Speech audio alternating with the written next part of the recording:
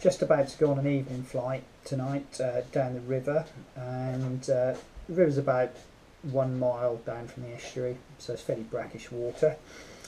Taken out 2 new members, and for this evening's flight I've decided to take my Beretta Extreme.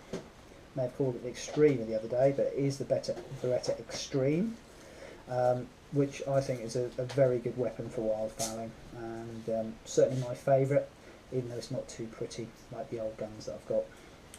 So I've got a selection of cartridges laid out which I'm going to be taking tonight, so I'll just take you through these and how I use them and what I use them for. So these are the ones I've talked about quite a bit.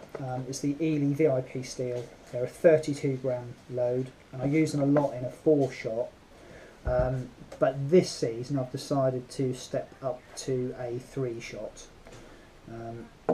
simply just to give a little bit more killing power. And as I'm on a river today, I don't want anything dropping which is alive. I want things to be dead, to give us the best chance of knowing the best chance of picking them up. So 32 gram steel, I'll probably use that in the as a first shot, but then I will have in as the other 2 kill shots the Mammoth, Game Ball Mammoth, and I've got these in a 3-shot 36 gram load and a 1-shot. Lewis, who I'm going with, really rates these for taking out geese. I don't know whether it's because his gun pattern's better than mine. It shouldn't do, it's the same sort of gun. We just have more confidence, or maybe he gets in front of his geese a little bit further than I do and gets nice headshots. But I always step up to the 1s for geese, and they seem to do the job. For the slightly longer birds, again, these, I'm happy with these up to a 30 yard without any problems at all.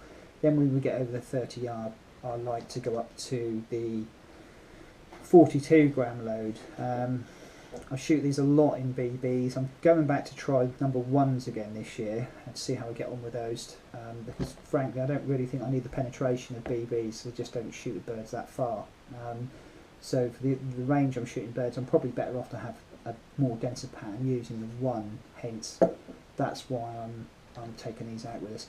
Now I've got a whole box here. I'll probably be taking 3 of them tonight. I'll be lucky to see any geese down on the river. They're not really in that area at the moment, but always nice to have a few on me.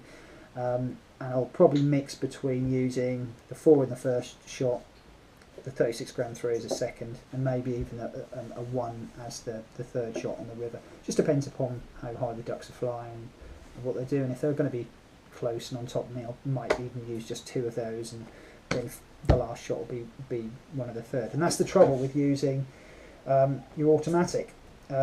Automatic, you've got one choice, and that's to fire the cartridge that's actually in there at the time. Unlike the Magnum I took out the other day, where you've got a choice of using a slightly smaller pellet in the right choke, which is a slightly more open choke, and then having the backup barrel with a slightly larger shot size, and you can choose which shell you want to fire first. You don't have that option with the automatic.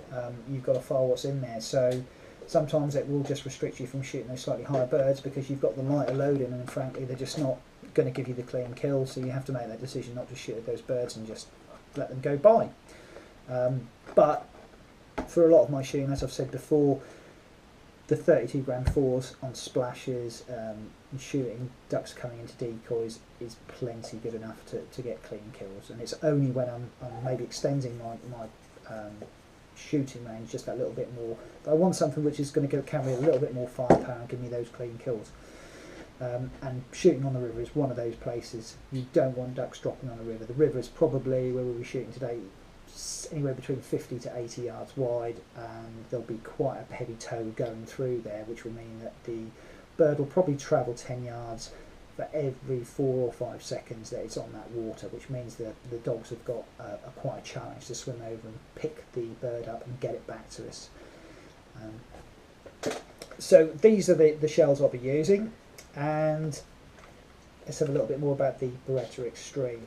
So this is a 28-inch version of the Extreme. I keep it in my gun cabinet like this, and I'll often carry it separate. I'll often carry them in the rucksack split like this, because if you're in an area which is more sensitive and there's a lot more walkers out, obviously just to avoid aggro. So it's a very, very, very easy to put back together, unlike some of the first automatics that I had. And I'll just give you a demonstration of how you put it together very, very quickly. So the barrels are clean, they've been cleaned out. It's on safe. There is no shells in it anyway. So with this new Extreme, you just turn the fore end cap a quarter turn. It comes off really, really simply. Fore end off. Cock and leaders back. That then simply allows the barrel to be slipped in, like that. Fore end back on. Fore end cap, quarter turn, and that's locked up. Simple as that. That's ready to go in the case. So I'll get everything loaded up. I'm probably going to take a couple of decoys to put out on the river, just to try and pull things a little bit closer.